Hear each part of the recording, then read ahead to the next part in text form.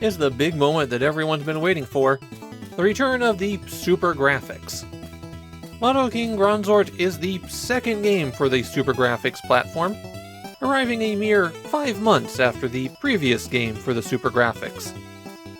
For those of you who don't recall, or have skipped straight to this video for some reason, the SuperGrafx was an enhanced version of the PC Engine.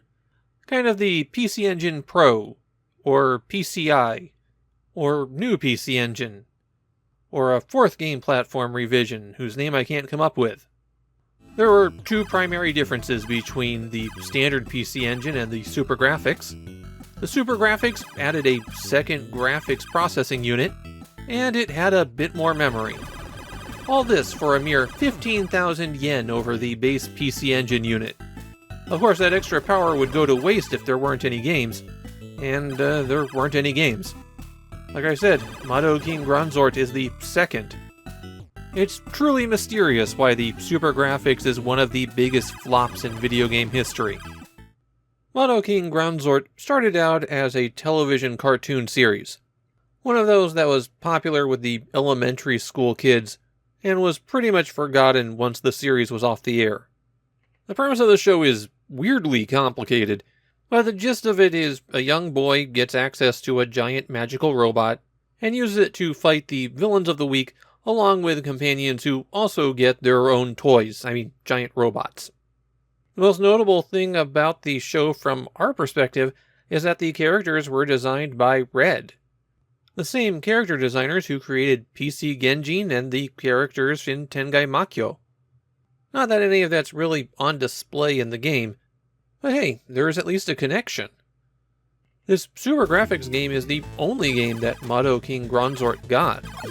The series doesn't even make an appearance in any of the console Super Robot Tyson games.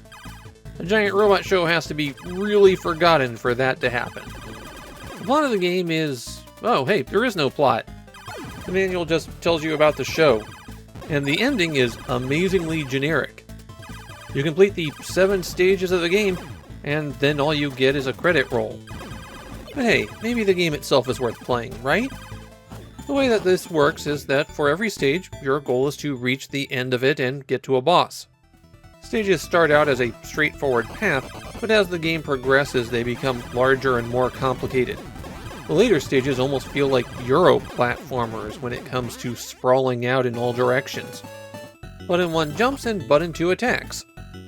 The big feature of Madou Granzort the game is that you don't have to play as Madou Granzort the robot. By pressing start, you cycle through 2 other robots, the agile Windzart and the defensive Aquabeat. Every robot has its own weapon and its own magic ability. Using these effectively is required to complete the game. Getting hit by an enemy shot or having an enemy run into you is instantly fatal, and it is very easy to die. Your robots aren't especially maneuverable, and you'll do a lot of blind jumps into areas where you can't see anything, only to find that enemies are already there and attacking you. One small thing that works in your advantage is that you can jump on enemies' heads to injure them. But because any tiny little mistake is instantly fatal, I don't recommend using that ability. There are 2 items you can find lying around on stages that help here. The S gives you silver armor, which will let you take 1 hit, and that carries over even if you switch between robots. The G gives you golden armor, which is invulnerability for about 20 seconds. Though when you have the golden armor, you go flying if you get hit. The robot's attacks are powered up by collecting P capsules that drop from rabbits that are hopping around the area. There are 3 levels of power-up, and what they do depends on which robot you're using. Granzort is the red robot, and its weapon is a sword. It's got a good arc, which is useful for deflecting shots, and it can do high damage. Powering up the sword gives it a little flame effect that extends its reach very slightly. Granzort's magic attack is activated by pressing down and pressing button 2, and that initiates an earthquake attack that damages all enemies on the screen. Using these abilities drains the magic bar, but the magic bar comes back very quickly. So the real weakness of Granzort's earthquake attack is the long wind-up time. Windzart is the green robot, and it has a bow. Getting more power-up capsules allows the bow to have more shots on screen at once, basically turning it into a rapid-fire weapon. While technically it does the least damage, the bow is by far the most effective weapon in the game. Just not having to stand next to enemies is a huge advantage. So unless you have a specific need for another robot, I recommend sticking with Granzort. Granzort's magic ability is that they can fly. After you jump and they start to come down, press button 1 again, and they'll go back up as long as you're holding down button 1. You can travel pretty far horizontally by pressing and releasing the button with good timing, since the magic gauge can recover faster than you can fall. Aquabeat is the blue robot, and it has a staff. That staff starts out pretty much useless, but as you collect P capsules, the length extends. It's still a pretty bad weapon, though, which means that the only real reason to use Aquabeat is its magic ability. Pressing and holding button 2 will bring up a shield, and that shield does as much damage as a weapon attack when you run into people. That shield is a very good way to get through some annoying areas with a lot of enemies. And speaking of those enemies, most of them always appear in the same spot in stages, and once they're destroyed, they don't come back. On the other hand, the flying heads will just keep coming. A new one will always appear a few seconds after you destroy the old one. The tougher ground enemies are all programmed to back away as you approach them, always staying just out of reach of the melee weapons, which is one of the reasons why Granzort's bow is the best choice. Almost all of the enemies have an attack pattern that fires a bullet in an arc, and often these wind up homing in on you. Honestly, they're not the most creative of enemy design, and there isn't a lot of variation across the stages. The bosses are all things you've seen before.